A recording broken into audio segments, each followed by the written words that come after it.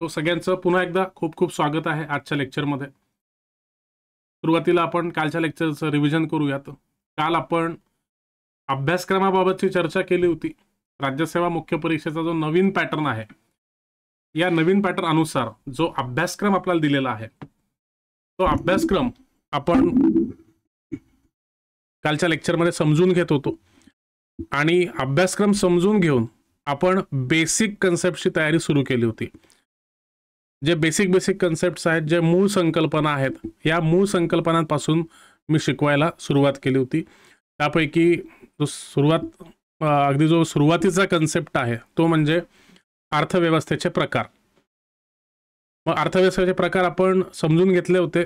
आपण अर्थव्यवस्थेचे प्रकार बघितले, बंद अर्थव्यवस्था, खुली अर्थव्यवस्था आणि भांडवलशाही अर्थव्यवस्था यांच्याबद्दल आपण चर्चा केली होती।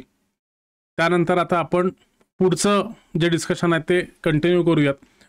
मग भांडवलशाही अर्थव्यवस्थेबद्दल थोडंसं 1 मिनिट आपण रिवाइज करू आणि मग पुढे चालूयात। भांडवलशाही अर्थव्यवस्थेचं तुम्हाला मी वैशिष्ट्य सांगितलं होतं की भांडवलशाही अर्थव्यवस्थेमध्ये एक सगळ्यात महत्त्वाचं तत्व आहे, ते म्हणजे खाजगी मालमत्तेचं तत्व आहे। जो मालमत्तेचा अधिकार आहे तो अमेरिकेमध्ये मूलभूत हक्क आहे। आणि भांडवलशाही अर्थव्यवस्था याचा अर्थ काय की याच्यामध्ये जो भांडवलदार आहे त्याला महत्त्व दिलेलं असतं। सगळे महत्त्वाचे निर्णय हा भांडवलदार घेत असतो आणि अर्थव्यवस्थेवर आणि बाजारावर शासनाचं कुठल्याच प्रकारचं नियंत्रण नसतं। कारण की आपल्याला माहिती आहे की ॲडम स्मिथने सांगितलेलं आहे की इनविजिबल हँड, बाजार किंवा अर्थव्यवस्था ही कशावर चालते तर एका अदृश्य हातावर चालत असते। तो अदृश्य हात कोणता? Market forces of demand and supply, मागणी आणि पुरवठ्याचे बल। आणि या मागणी आणि पुरवठ्याच्या समतोलावर संपूर्ण अर्थव्यवस्था काम करत असते। आणि म्हणून शासन या मागणी आणि पुरवठ्यामध्ये कुठलाच हस्तक्षेप करत नाही आणि बाजार आणि अर्थव्यवस्था यामध्ये पूर्णपणे मोकळीक दिलेली असते। याला आपण भांडवलशाही अर्थव्यवस्था म्हणतो किंवा याला बाजार अर्थव्यवस्था देखील म्हणतो। याचे उदाहरण आपण बघितले होते, अमेरिका, UK आणि जो पश्चिम युरोप आहे, या पाश्चात्य युरोपातले जे देश आहेत हे जास्त करून भांडवलशाही अर्थव्यवस्था फॉलो करतात। मग आता आपण थोडंसं पुढे जाऊयात। भांडवलशाही अर्थव्यवस्थेचा जर इतिहास आपण बघितला तर आपल्याला औद्योगिक क्रांतीमध्ये या भांडवलशाही अर्थव्यवस्थेचे मूळ पाहायला मिळतात। या भांडवलशाही अर्थव्यवस्थेची सुरुवात ही औद्योगिक क्रांतीपासून झालेली आपल्याला दिसते। 1780 नंतर औद्योगिक क्रांती सुरू झाली आणि संपूर्ण पाश्चात्य जगात ती पसरली। त्यानंतर ती रशियासारख्या देशात सुद्धा पसरली, परंतु ती भारतापर्यंत पोहोचली नाही। ठीक आहे, आपण बघितलं की अमेरिका आणि पाश्चात्य युरोप याच्यामध्ये आपल्याला सगळीकडे भांडवलशाही अर्थव्यवस्था दिसते, कारण की औद्योगिक क्रांती याच्यामध्ये पसरली होती। परंतु भारतापर्यंत ती पोहोचू शकली नाही, कारण की तुम्हाला सगळ्यांना माहिती आहे की भारतामध्ये ब्रिटिशांचं राज्य होतं, ब्रिटिश शासन होतं आणि ब्रिटिशांनी भारतीय अर्थव्यवस्था, भारतीय उद्योग यांना विकसित होऊ दिलं नाही। ठीक आहे, भारतात आधुनिक उद्योगास पोषक असे वातावरण ब्रिटिशांनी नकारले। भारतातून कच्चा माल घेणे आणि त्यात तयार वस्तू भारतात पाठवून नफा कमवणे एवढेच ब्रिटिशांनी केले। याचं उदाहरण म्हणजे कापड उद्योग। म्हणजे कच्चा माल म्हणजे जे कॉटन आहे ते भारतातून कमी किमतीमध्ये विकत घ्यायचं आणि जो पक्का माल आहे म्हणजे कापड आहे, तयार कापड, हे भारतामध्ये विकून नफा कमवायचा, एवढंच ब्रिटिशांनी केलं।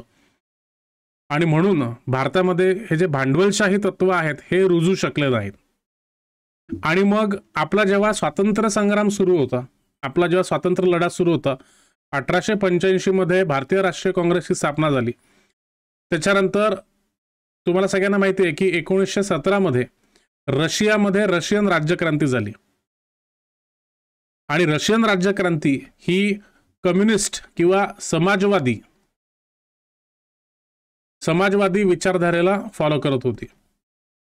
आणि त्या काळामध्ये आपले जे काही नेते मंडळी होते, उदाहरणार्थ जवाहरलाल नेहरू, सुभाषचंद्र बोस, हे सगळे समाजवादी तत्वांना अनुसरत होते आणि म्हणून भारतामध्ये आपल्याला भांडवलशाही अर्थव्यवस्था दिसत नाही.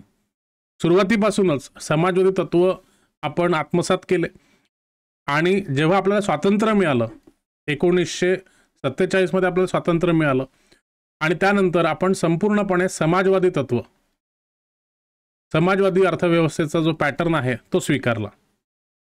1954-55 मध्ये तुम्हाला माहिती असेल आवडी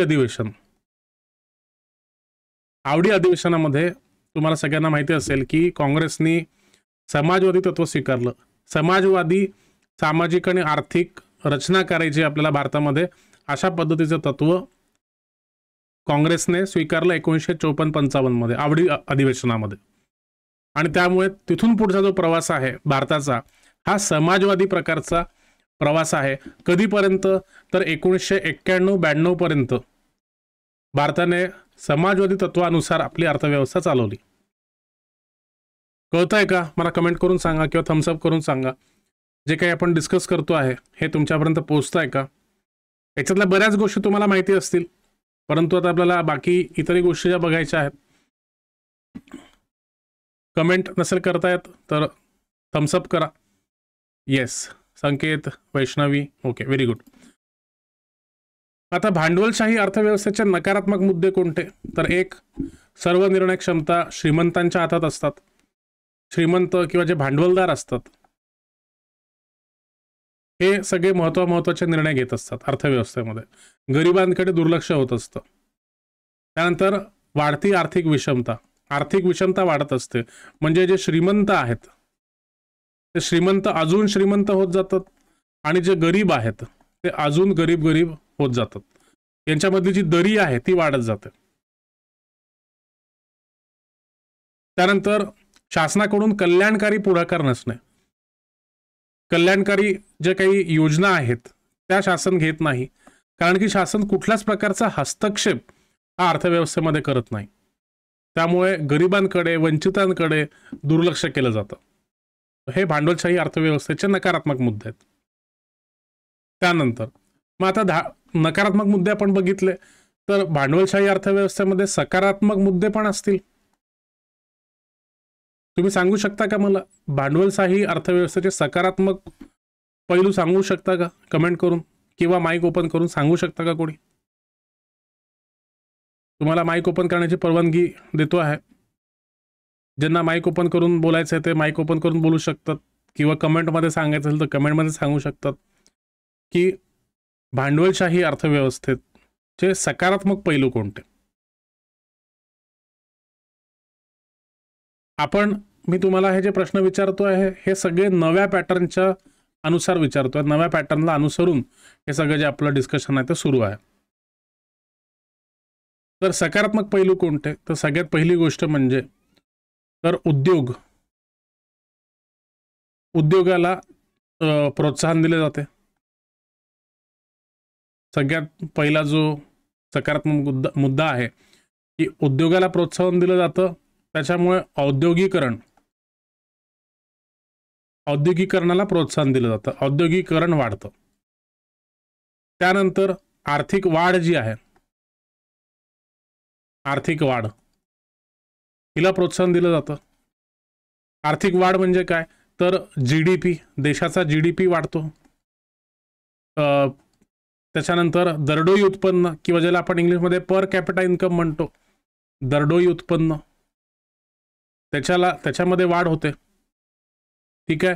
त्याच्यानंतर रोजगार निर्मिती होते, लोकांना रोजगार मिळतात. त्यानंतर दारिद्र्य कमी होतं. दारिद्र्य निर्मूलनासाठी एक अप्रोच आहे बघा, एक सिद्धांत आहे, trickle down theory, trickle down approach. तो ट्रिकल डाऊन अप्रोच काय आहे मी तुम्हाला सांगतो थोड्या वेळात. भांडवलशाहीमुळे रोजगार उपलब्ध झाले. अगदी बरोबर आहे वैष्णवी. Trickle down approach. आता ट्रिकल डाऊन अप्रोच म्हणजे काय?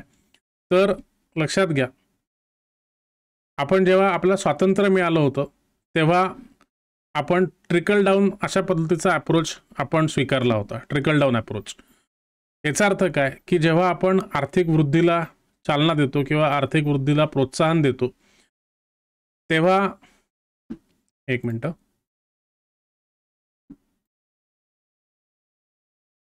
जेव्हा आर्थिक वृद्धी होते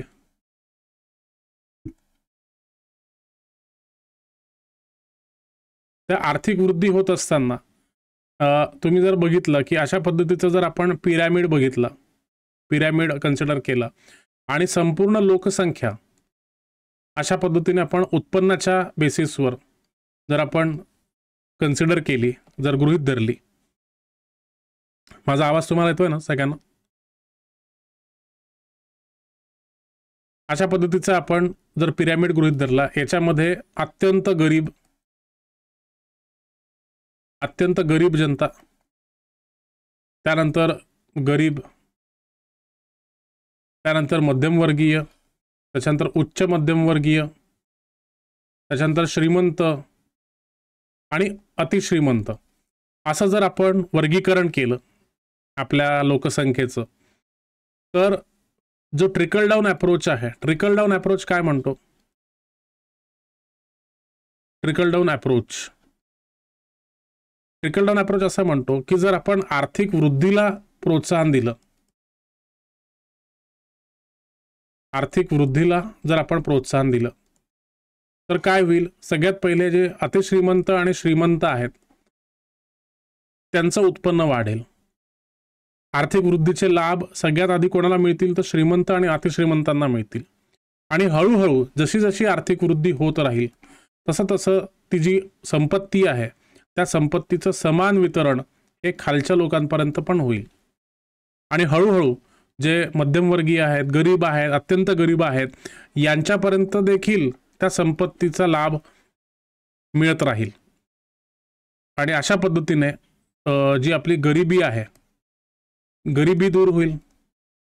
त्याच्यानंतर जी आर्थिक विषमता आहे, श्रीमंत आणि गरिबांमधली जी दरी आहे ती देखील कमी होईल. याला आपण म्हणतो ट्रिकल डाऊन अप्रोच. तर अशा पद्धतीने आपण ट्रिकल डाऊन अप्रोच गृहीत धरला होता. तर हे सगळे सकारात्मक पैलू आहेत. उद्योगाला प्रोत्साहन दिलं जातं, औद्योगिकरण वाढतं, आर्थिक वाढ होते, रोजगार वाढतात, दारिद्र्य कमी होतं, गरिबी कमी होते, विषमता कमी होते. ठीक आहे. परंतु आपल्या भारताचा असा अनुभव आहे की ट्रिकल डाऊन अप्रोच जो काही आपण स्वीकारला होता पंचवार्षिक योजनांच्या माध्यमातून, तर त्याचा आपल्याला काही जास्त फायदा झालेला नाही आहे. आपली आर्थिक वाढ तर झालेली आहे, परंतु आर्थिक विषमता आपल्याकडे कमी झालेली नाही आहे, दारिद्र्य कमी झालेलं नाही आहे. इथपर्यंत तुम्हाला कळलंय का? सांगा.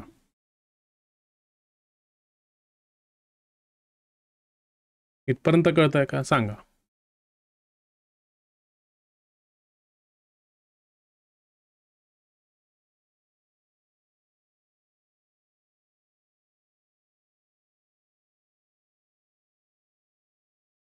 ओके. मग आता आपण अशा पद्धतीचं डिस्कशन का करतोय? कारण की आपल्याला प्रश्न विचारला जाऊ शकतो नवीन पॅटर्नमध्ये. नवीन पॅटर्नमध्ये काय प्रश्न विचारला जाऊ शकतो? तर भांडवलशाही अर्थव्यवस्था म्हणजे काय? भांडवलशाही अर्थव्यवस्था म्हणजे काय?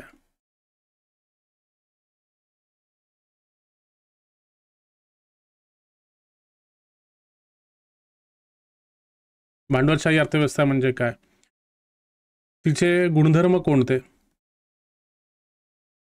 गुणधर्म कोणते? आणि सकारात्मक आणि नकारात्मक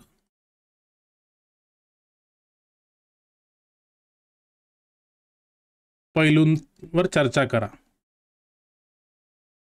पैलूंवर चर्चा करा. अशा पद्धतीने 150 शब्दांसाठी आपल्याला 10 गुणांसाठी हा प्रश्न विचारला जाऊ शकतो की भांडवलशाही अर्थव्यवस्था म्हणजे काय, तिचे गुणधर्म कोणते, सकारात्मक आणि नकारात्मक पैलूंवर चर्चा करा. अशा पद्धतीने जेव्हा आपल्याला प्रश्न विचारला जाईल तेव्हा आपण काय करायचं, आपल्याला आता नवीन पॅटर्नमध्ये उत्तर लेखन करायचं आहे. उत्तर लेखन, आणि उत्तर लेखन करत असताना उत्तर लिहिण्यासाठी आणि त्याच्यातून जास्तीत जास्त गुण प्राप्त करण्यासाठी आपल्याला उत्तर लेखनाचा एक फॉर्मॅट फॉलो करावा लागतो. आणि तो उत्तर लेखनाचा फॉर्मॅट काय असतो, तर सगळ्यात पहिले आपल्याला उत्तराची प्रस्तावना लिहायची असते. प्रस्तावना लिहिणं गरजेचं आहे. त्यानंतर उत्तराचा गाभा लिहायचा असतो. आणि त्यानंतर सगळ्यात शेवटी निष्कर्ष लिहायचा असतो. निष्कर्ष.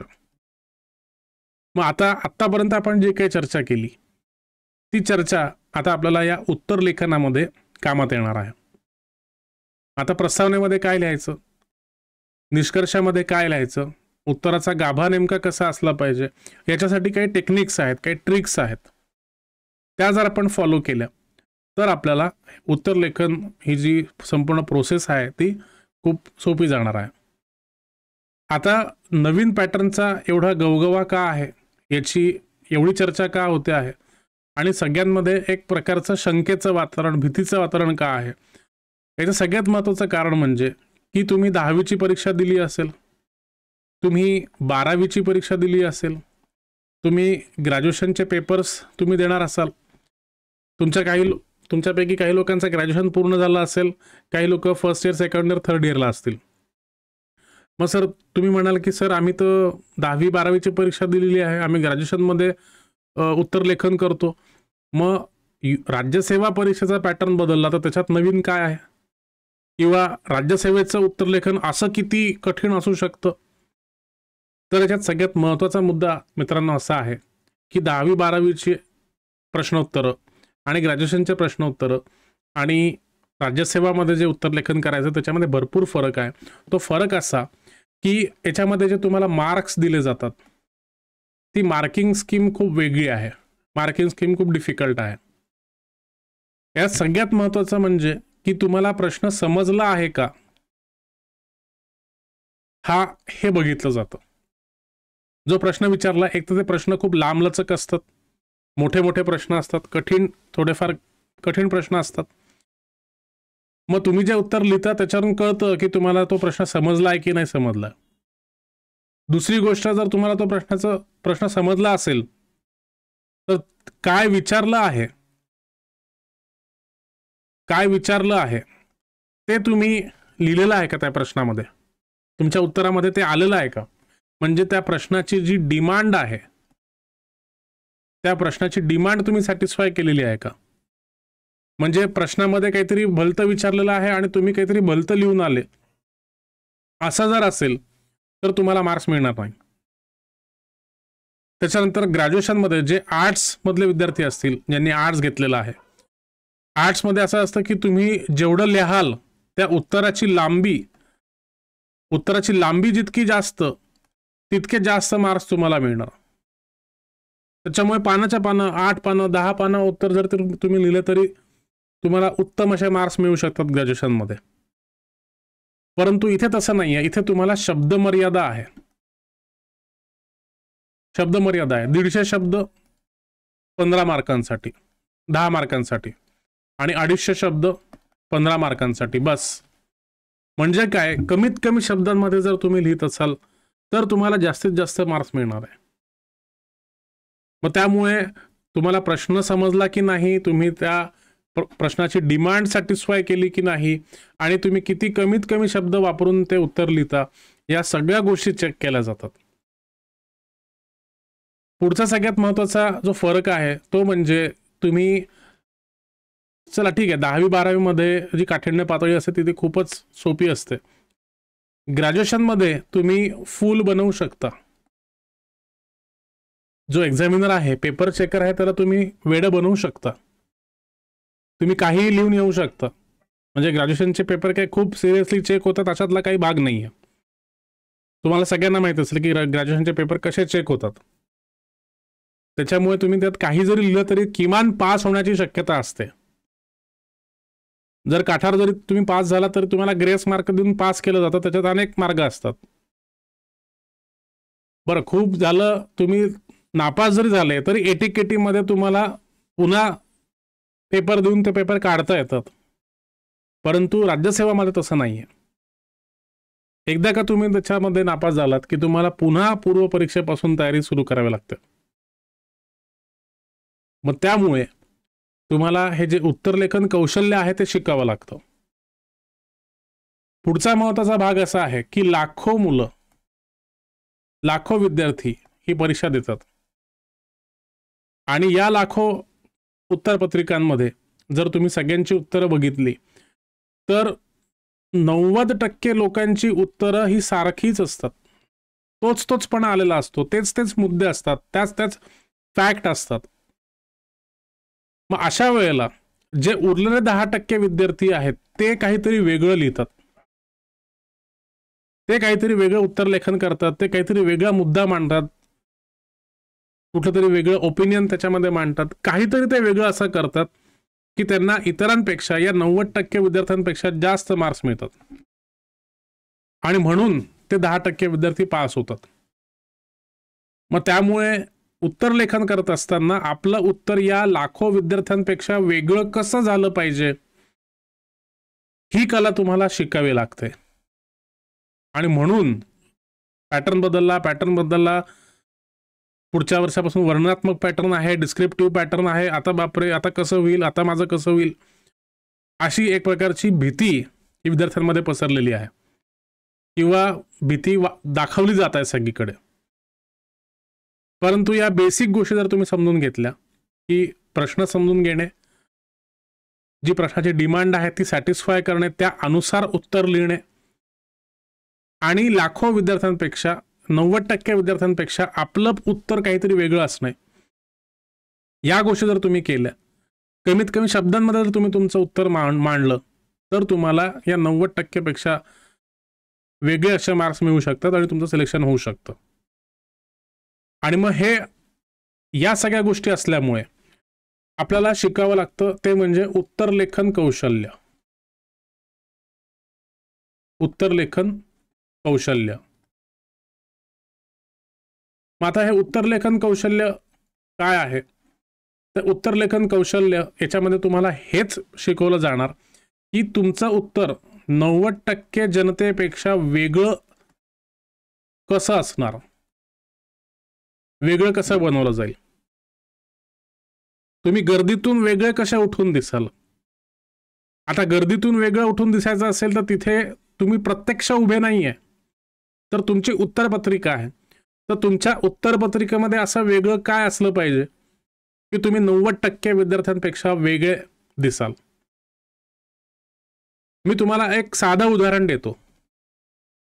आता सगळीकडे तुम्हाला खूप वेगवेगळ्या प्रकारची चर्चा दिसत असेल की नवीन पॅटर्न खूप कठीण आहे, काही खरं नाही, त्याच्यामध्ये खूप कठीण उत्तरलेखन असतं, किंवा बऱ्याच ठिकाणी तुम्हाला क्लासेसवाले सुद्धा घाबरवत असतील, हे खूप कठीण असतं, या सगळ्या गोष्टी खूपच म्हणजे टेक्निकल असतात. परंतु आज मी तुम्हाला अगदी साध्या गोष्टी समजून सांगणार आहे, जेणेकरून तुम्हालाच कळेल की राज्यसेवेमध्ये जर पास व्हायचं असेल तर तुम्हाला साध्या गोष्टी, साध्या टेक्निक्स तुम्हाला फॉलो कराव्या लागतील. आता तुम्हाला एक उदाहरण देतो. 2 विद्यार्थी आहेत, विद्यार्थी अ आहे आणि विद्यार्थी ब आहे. या दोघांच्या उत्तरपत्रिका मी तुमच्या समोर ठेवतो आहे आणि तुम्हीच मला सांगा की कोणाची उत्तरपत्रिका सरस आहे, कोणाची उत्तरपत्रिका चांगली आहे. आणि जर तुम्हाला एक्झामिनर बनवलं, तुम्हाला जर उत्तर चेक करायला सांगितली, तर तुम्ही कोणत्या विद्यार्थ्याला जास्त मार्क द्याल हे तुम्हीच मला सांगायचं. ओके, करायची सुरुवात या उदाहरणाला? Yes or no? किंवा थम्सअप करून सांगा मला. चला, आर यू एक्साइटेड? मी अगदी साध्या गोष्टी तुम्हाला सांगणार आहे की ज्याच्यातून तुम्हाला कळणार की तुमची उत्तरपत्रिका 90% क्राऊडपेक्षा वेगळी कशी असली पाहिजे. करायची का सुरुवात या उदाहरणाला? मला थम्सअप करून सांगा किंवा यस ऑर नो कमेंट करून सांगा. चला. यस, वैष्णवी. फक्त एकच विद्यार्थी आहे का वर्गात? बाकीच्यांनी पण जरा. तुषार, रोहित, व्हेरी गुड.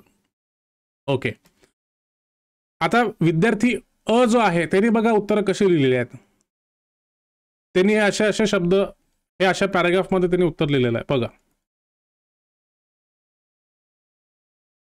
त्यांनी सरळ सरळ वाक्य वाक्य वाक्य पॅराग्राफ पॅराग्राफ पॅराग्राफ असं हे उत्तर लिहिलेलं आहे. त्याची उत्तरपत्रिका ही अशी दिसते. ठीक आहे. आता विद्यार्थी ब जो आहे त्याची उत्तरपत्रिका बघा.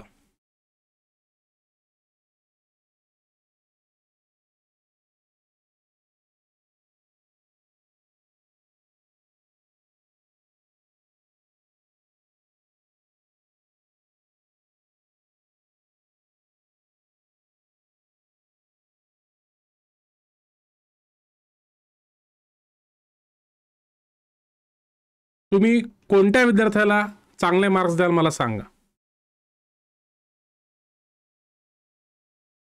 ए का बी? ओके. तुषार म्हणतायत बी, वैष्णवी म्हणतायत बी, रोहित म्हणतायत बी,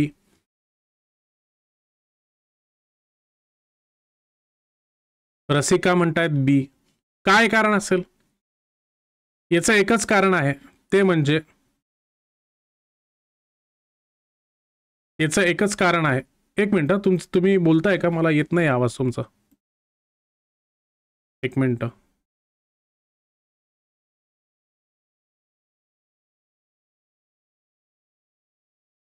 Goodbye. Hello. Battery full. You're connected.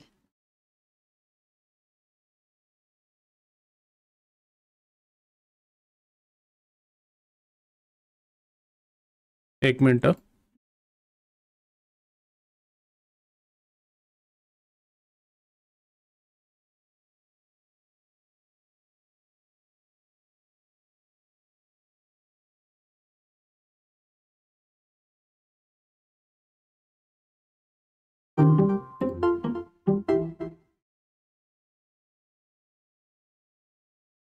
Okay, आता मायक्रोफोन ओपन करून बोला बरं कोणीतरी.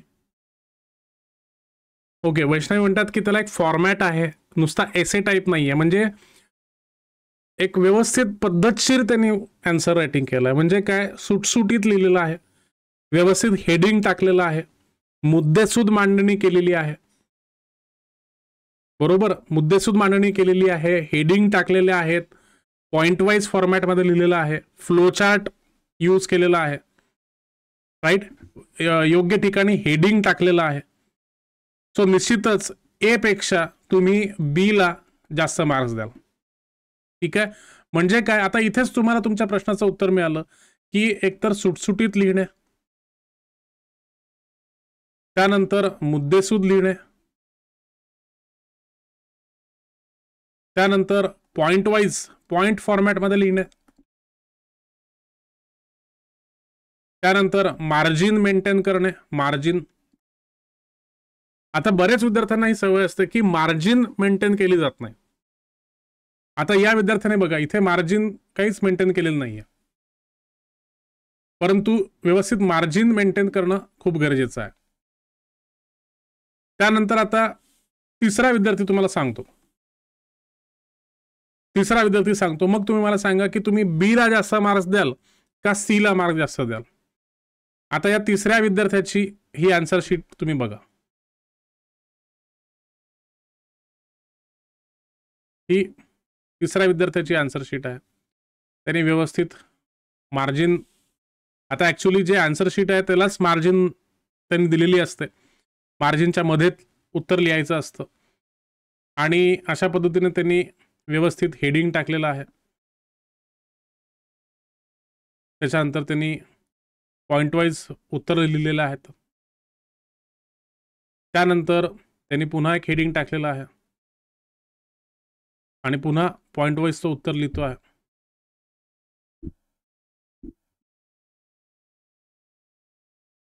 ठीक आहे.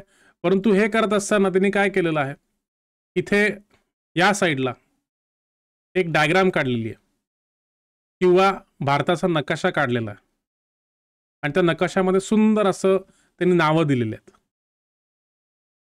ठीक आहे, तर तुम्ही मला सांगा, तुम्ही बी ला जास्त मार्क द्याल का सी ला जास्त मार्क द्याल?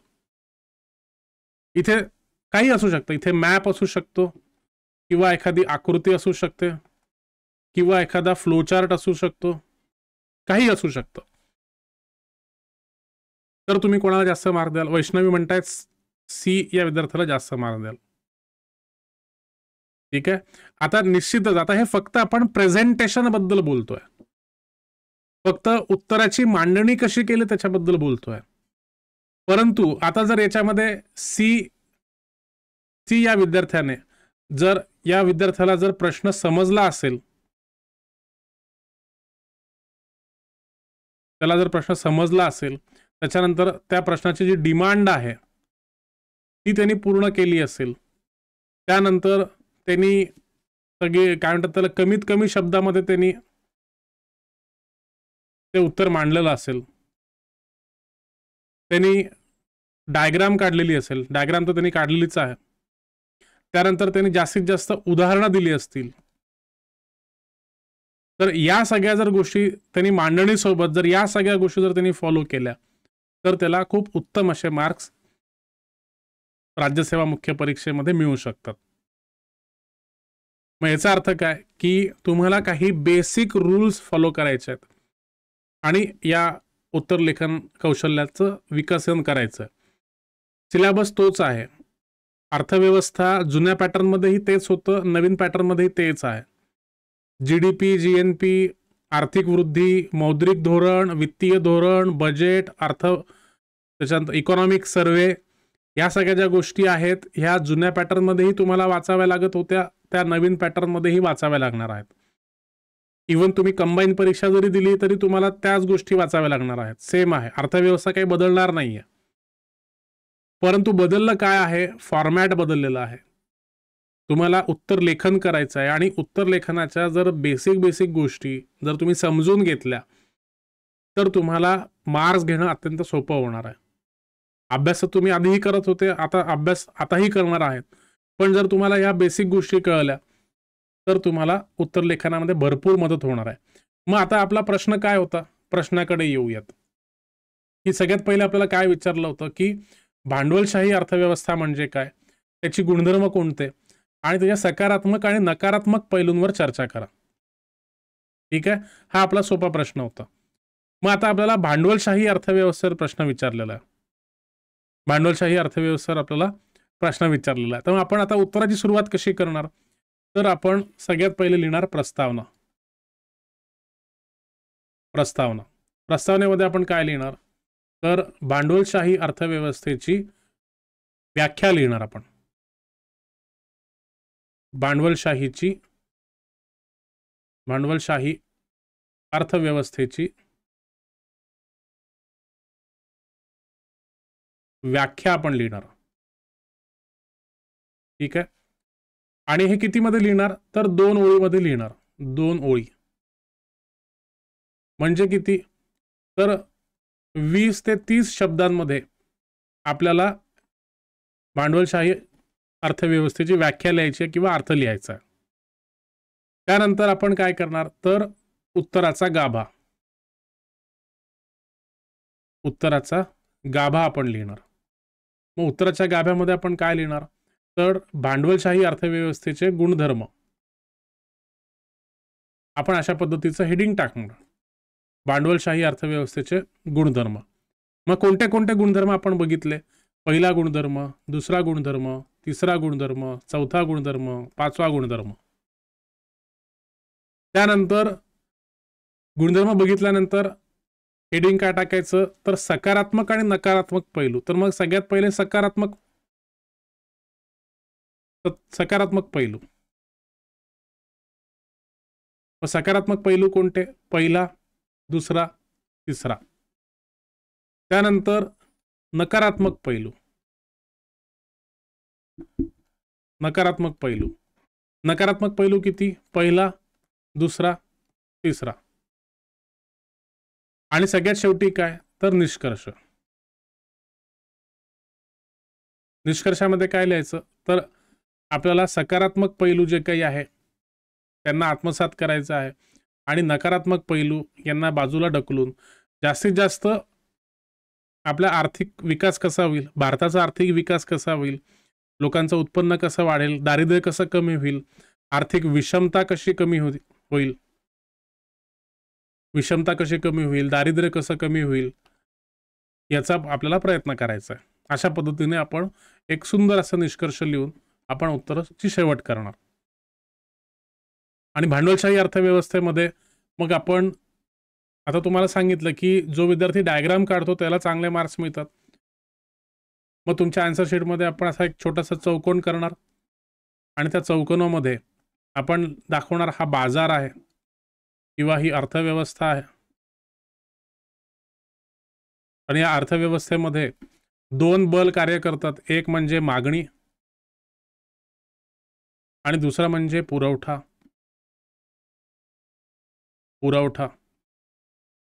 आणि हे कोणी सांगितलंय तर हे ॲडम स्मिथनी सांगितलेलं आहे. अशा पद्धतीची एक छोटीशी डायग्राम, ती डायग्राम एक साधी ॲरो डायग्राम असे तरी चालते, परंतु सुटसुटीत पाहिजे, आकर्षक पाहिजे. आणि मग याच्यामध्ये तुम्हाला उदाहरणं द्यायची आहेत की तुम्ही भांडवलशाही अर्थव्यवस्थेचे गुणधर्म सांगणार.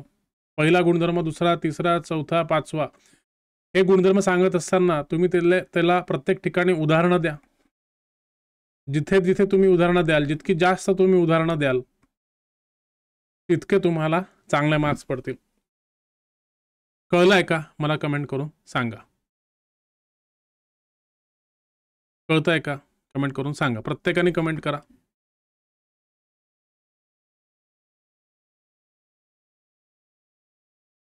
येस, वैष्णवी, तुषार, सागर खोब्रागडे, रसिका,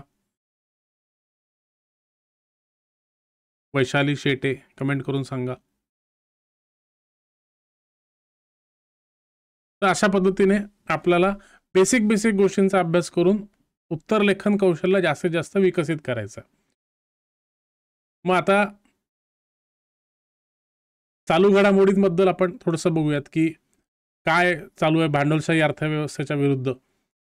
तर 2011 मध्ये एक खूप मोठी चळवळ अमेरिकेमध्ये सुरू झाली होती, ज्या चळवळीचं नाव होतं ऑक्युपाय वॉल स्ट्रीट नावाची चळवळ. ही भांडवलशाहीच्या विरोधामधली चळवळ होती. अशा पद्धतीच्या ज्या काही चळवळी आंतरराष्ट्रीय पातळीवर सुरू असतात, ज्या काही बातम्यांमध्ये या गोष्टी येतात, यांच्यावर आपण लक्ष ठेवणं खूप गरजेचं आहे.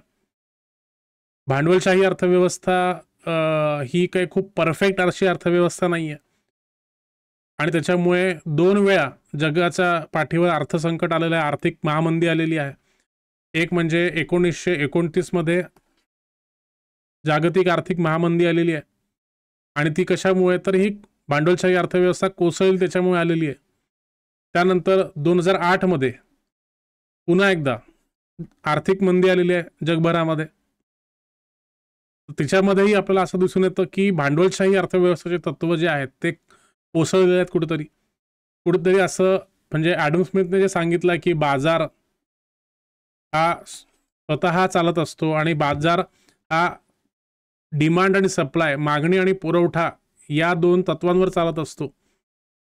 तर हे जे तत्व आहे हे कुठेतरी कोसळलं आणि 2008 मध्ये आणि 1929 मध्ये 2 वेळा जगामध्ये आर्थिक संकट आलेलं आहे. आता याच्यावर भरपूर पुस्तकं उपलब्ध आहेत, भरपूर लिखाण झालेलं आहे, भरपूर चित्रपट सुद्धा याच्यावर पब्लिश झालेले आहेत. मग आता याच्यामध्ये द बिग शॉर्ट नावाचं हे जे पुस्तक आहे, इंटरनॅशनल लेवलला बेस्ट सेलर पुस्तक आहे.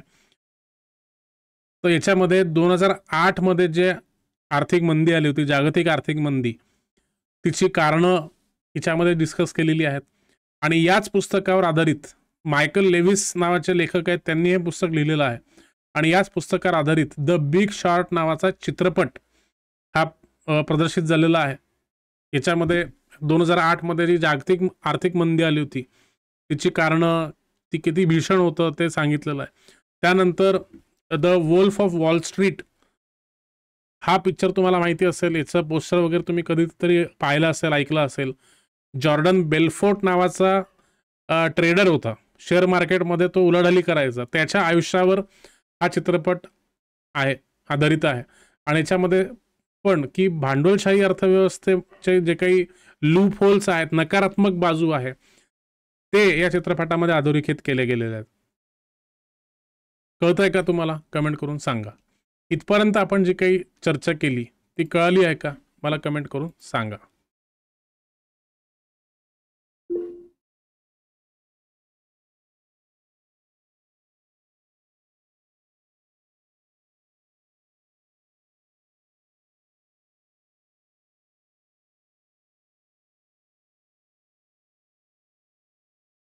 Okay, yes.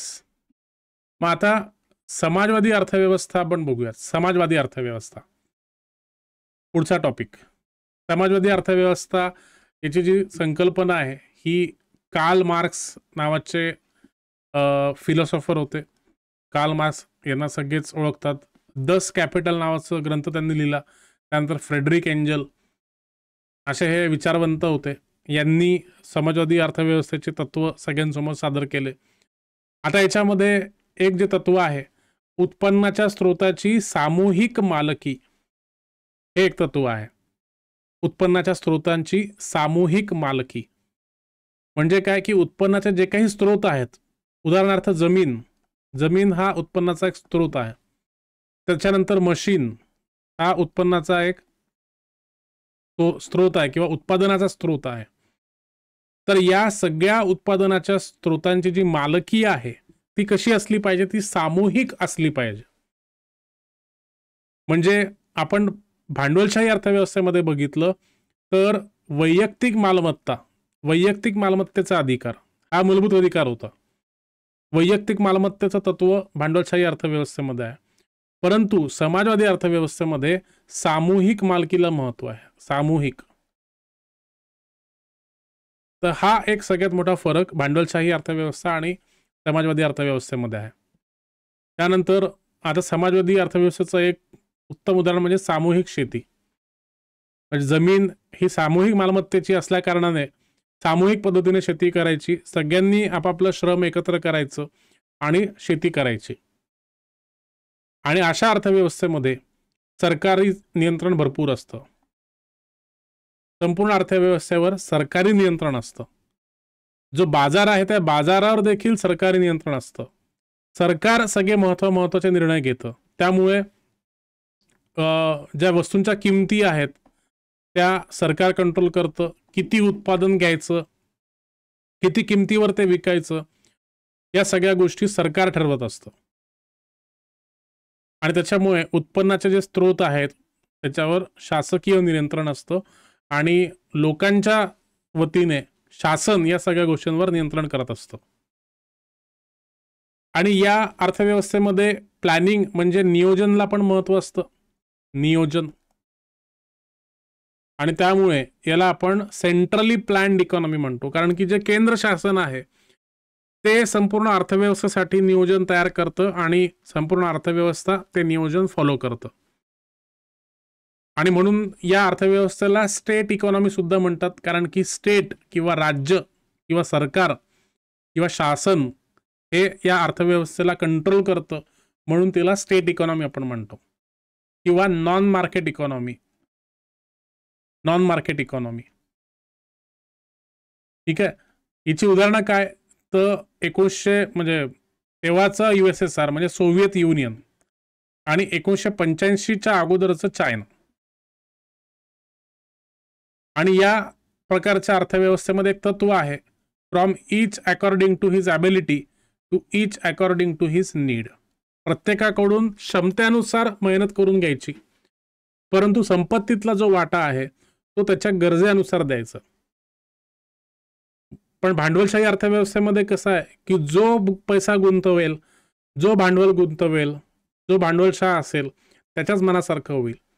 जो नफा आहे तो एकटा स्वतःजवळ ठेवेल आणि जे मजूर आहेत त्यांना तो काही देणार नाही. तो फक्त थोडीफार मजुरी देऊन टाकेल आणि सगळा जो लाभ आहे तो स्वतःकडे ठेवेल. परंतु समाजवादी अर्थव्यवस्थेमध्ये तसं नाही आहे. प्रत्येकाचे जे श्रम आहेत ते त्याच्या क्षमतेप्रमाणे घेतले जातात आणि संपत्तीतला वाटा हा त्याच्या गरजेप्रमाणे त्याला दिला जातो. म्हणजे तुम्हाला असं आश्चर्य वाटेल की जो मालक असतो, मालकाच्या फॅमिलीमध्ये समजा 2 लोक असतील, तर त्याला छोटंसं 1 रूम किचनचं त्याला घर दिलं जाईल. परंतु तेच जर त्या कंपनीमध्ये जर कोणी नोकर असेल किंवा चपराशी असेल आणि त्या चपराशीच्या घरात जर 10 लोक असतील, तर त्याला मोठं घर दिलं जाईल की जिथे 10 लोक व्यवस्थित मावू शकतात. तर याचा अर्थ काय की क्षमतेनुसार श्रम घेणे आणि संपत्तीचा जो वाटा आहे तो त्याच्या गरजेप्रमाणे त्याला देणे. कळलंय का? कमेंट करून सांगा. आणि याच्यामध्ये जे सामूहिक शेती होती तेव्हा त्याला खोलखोज म्हणायचे, खोलखोज. 1917 मध्ये रशियन राज्यक्रांती झाली आणि या रशियन राज्यक्रांती झाल्यानंतर सामूहिक शेतीचं तत्व त्याच्यात स्वीकारलं गेलं आणि त्या सामूहिक शेतीला रशियन भाषेमध्ये खोलखोज म्हणायचे. ओके, तर अशा पद्धतीने ही समाजवादी अर्थव्यवस्था होती. आता याची नकारात्मक मुद्दे काय? तर याच्यामध्ये गुंतवणुकीसाठी पुरेसे भांडवल उपलब्ध नसते कधीच, कारण की लोक पैसा बचत करत नाही, स्वतःजवळ ठेवतात. त्याच्यामुळे गुंतवणुकीसाठी पुरेसे भांडवल नसतं. त्यानंतर संसाधनांचे अयोग्य वाटप होते. ज्या पद्धतीने योग्य वाटप व्हायला पाहिजे ते होत नाही. संसाधनांचा अपव्यय याच्यामध्ये केला जातो. त्याच्यानंतर कष्ट करण्यासाठी प्रेरणा नसणे.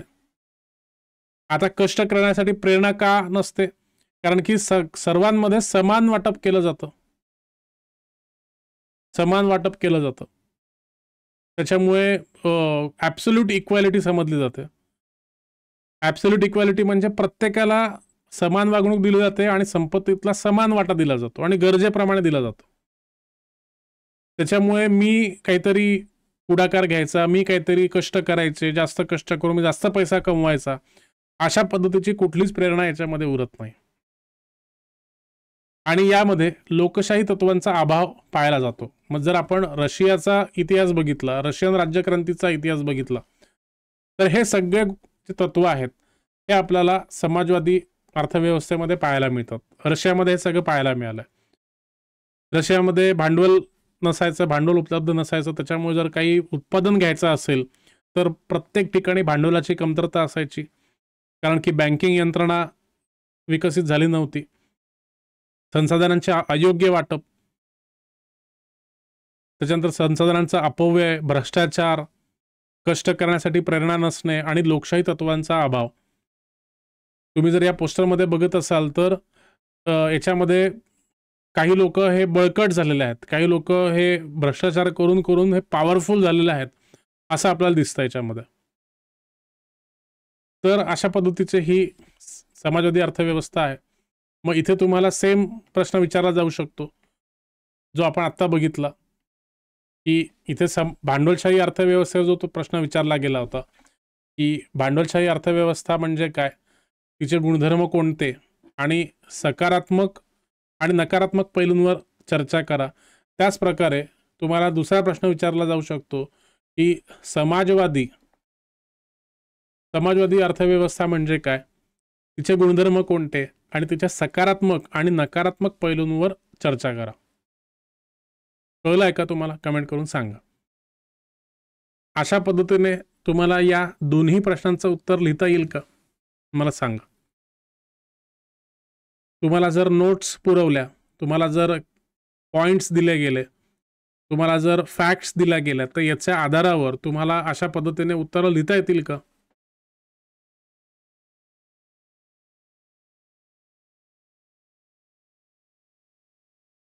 फक्त वैष्णवीच कमेंट करते, बाकीच्यांनी सांगा. वैशाली, तुषार, सागर, रसिका, काय तुम्हाला याच्यात वेगळं वाटतंय किंवा काय कठीण वाटतंय? एकदा कन्सेप्ट क्लिअर झाला आणि तुम्हाला कळलं की एक मिनिट,